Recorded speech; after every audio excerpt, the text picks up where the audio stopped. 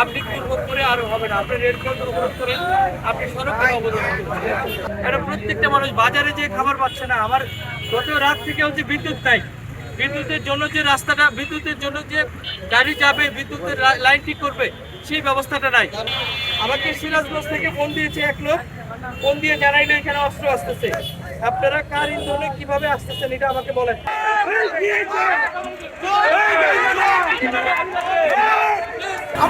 রোগী মারা যাচ্ছে, আমি কে, আপনি কে? আমাদের মাথা কিনে নেন নাই।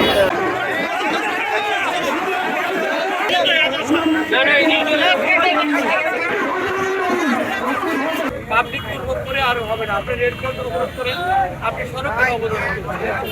রেলের সমস্যা রেলে করেন। অনেক যথেষ্ট হয়েছে। আমরা যথেষ্ট কালকে রাত থেকেও আমি রিকোয়েস্ট করে গিয়েছি, জেলা প্রশাসনের পক্ষ থেকে বলে গিয়েছি, ডিসি স্যারের মেসেজ দিয়ে গেছি।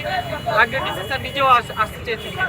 যদি বলেন আমি ডিসি স্যারকে আনবো, ডিসি স্যারকে আমরা আনার ব্যবস্থা করছি। এখন ডিসি স্যার নিজেও আসবেন, কিন্তু আপনার রাস্তা ছাড়তে হবে, কারণ ডিসি স্যার যে আসবে সেটা বান্ডেল থাকলে প্রতি সেনমানিতে টাকা বাঁচবে।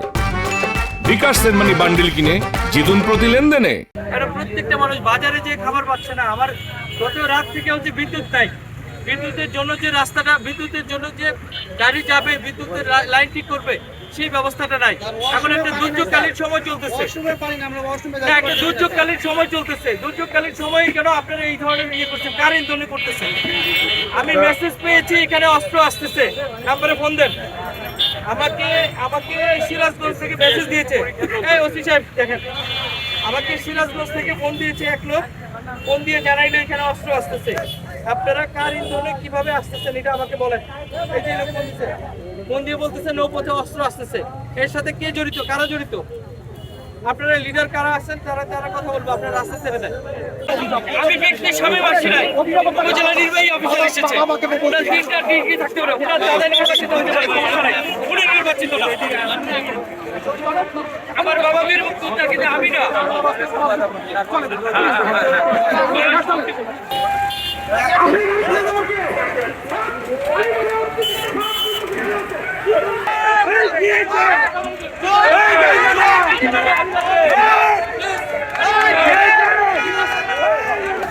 আমাদের রোগী মারা যাচ্ছে, আমাদের রোগী মারা যাচ্ছে, আমি কে, আপনি কে?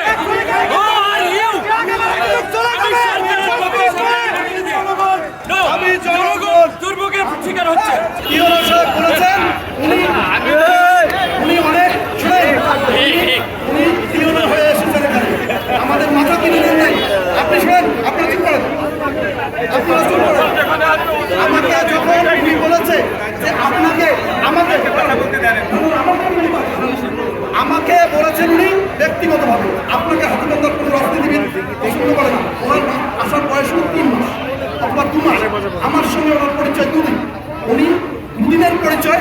হাতিবান্ধার জনগণ, আমি হাতিবান্ধার জনগণের নির্বাচনে অংশগ্রহণ করেছি। হাতিবান্ধার জনগণ 7 দিনের ভোটে আমাকে ভোট দিয়েছে। বান্ডেল থাকলে প্রতি সেনমানিতে টাকা বাঁচবে। বিকাশ সেনমানি বান্ডেল কিনে জিতুন প্রতি লেনদেনে। ক্যাম্পের সামনে দেখতে পারি উনি একটি র্যালি নিয়ে, মব নিয়ে, উনি একটি ড্রাইভারদের মব নিয়ে চলে আসতেছেন। আমরা শেষ পর্যন্ত এসএসের সামনে যাই। যখন আমি এখানে আসি, আসার পর উনি এখানে গাড়ি ছেড়ে দিয়েছেন। আমি বললাম আপনি স্টেজ ভাঙার কে? আপনি কেন স্টেজ ভাঙছেন? আপনি কেন? উনি বলছেন আপনাকে হাতিবান্ধার জনগণ রাজনীতিবিদরা কেউ পছন্দ করে না। উনি 3 মাসের জন্য এসছেন, 3 মাসের মধ্যে উনি জানেন কিভাবে যে আমাকে কেউ পছন্দ করেন না? তাহলে এতগুলো আন্দোলন সংগ্রামটা কার নেতৃত্বে হয়েছে, কারা করেছে? উনি কিভাবে বললেন উনি আমাকে অ্যারেস্টের হুমকি দিয়েছে, উনি গাড়ি ছেড়ে দিয়েছে? তাহলে ওনার সঙ্গে আলোচনার কি প্রশ্ন এসে যায়? দেখতে পাচ্ছেন অবরোধ এখনও চলমান রয়েছে।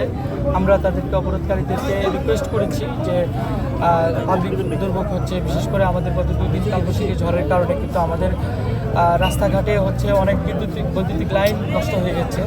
আমরা বলেছি বিদ্যুতের লাইন মেরামতের জন্য কোনো গাড়ি মুভ করতে পারছে না। আমার কোনো ইমার্জেন্সির কারণে ফায়ার সার্ভিস মুভ করতে পারছে না।